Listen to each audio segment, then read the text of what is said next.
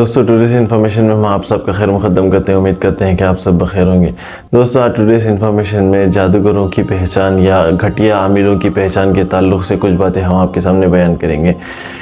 دوستو جادوگر کو یا گھٹیا قسم کے عامل کو یا غیر شرعی طریقے سے جنات کا روحانی علاج کرنے والے کی ہم کیسے پہچان کر سکتے ہیں، اس کے تعلق سے ہم اس ویڈیو میں بیان کریں گے. سب سے پہلی بات یہ ہوتی ہے کہ وہ جیسے ہی آپ اس کے پاس جائیں گے وہ آپ سے آپ کا نام اور آپ کی ماں کا نام ضرور پوچھے گا. اور دوسری بات یہ ہوتی ہے کہ وہ آپ سے آپ سے کوئی مطالبہ کرے گا، جیسے آپ کا رومال یا آپ کی کنگھی یا آپ کا کپڑا جس میں پسینے کی بدبو موجود ہو، تو ایسی چیزیں آپ کے پاس منگوائے گا. اور پھر اسی طریقے سے وہ آپ سے کسی پرندے کو کاٹ کر اس کا خون غیر آباد جگہوں میں پھینکنے کا حکم دے گا.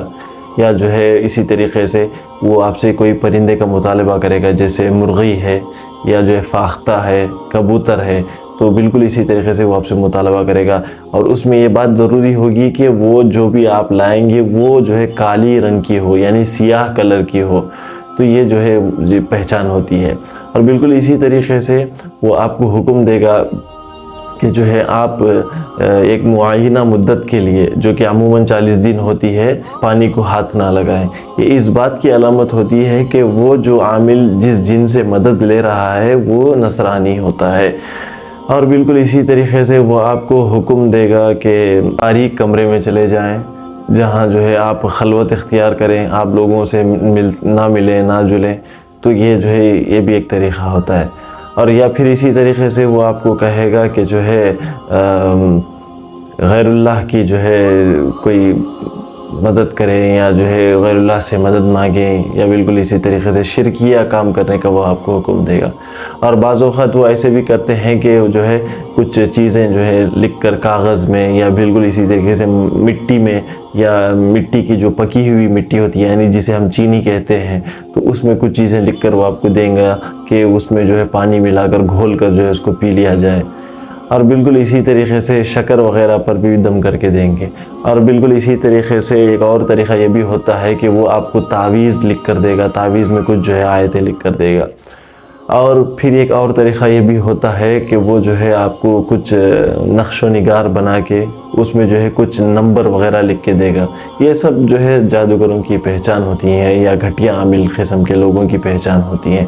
تو بہرحال ہم اس ویڈیو سے آپ کے سامنے جو بتانے جا رہے ہیں وہ یہ ہے کہ اگر آپ کے گھر میں بھی کوئی روحانی مسائل کی وجہ سے پریشان ہے تو اس کے لیے ضروری ہے کہ وہ ایک اچھے راقی کو ڈھونڈے، راقی سے اپنا علاج کروائیں، کیونکہ راقی سے علاج کروانے میں ایمان سلامت رہے گا. اور اصل بیماری ہے وہ انشاءاللہ اللہ کے فضل و کرم سے جڑ سے نکل سکتی ہے. لیکن اس کے برعکس اگر وہ وقتیہ طور پر علاج ہونے کے لیے، وقتیہ طور پر آرام حاصل کرنے کے لیے اگر ہم جادوگروں کے پاس چلے جاتے ہیں یا گھٹیا قسم کے عاملوں کے پاس چلے جاتے ہیں، تو اس سے وقتیہ طور پر تو آپ کو کچھ اطمینان شاید حاصل ہو سکتا ہے، لیکن ہمیشہ کے لیے ایمان خطرے میں پڑ سکتا ہے. اس لیے کہ یہ جادوگر جتنے بھی ہوتے ہیں یہ سارے کے سارے شرکیہ کاموں کے ذریعے سے علاج کرتے ہیں، جو کہ سراسر غلط ہے اور جس کی قرآن و حدیث میں اجازت نہیں ہے. اور یاد رکھیں اللہ تعالیٰ نے قرآن مجید میں کہا کہ جو بھی عمل شرک اس میں ملا ہوگا تو اللہ تعالیٰ ایسے عمل کو قبول نہیں کرے گا، اور ایسا عمل جو خالص اللہ کے لیے ہوگا وہ اللہ تعالیٰ ہی قبول کرے گا.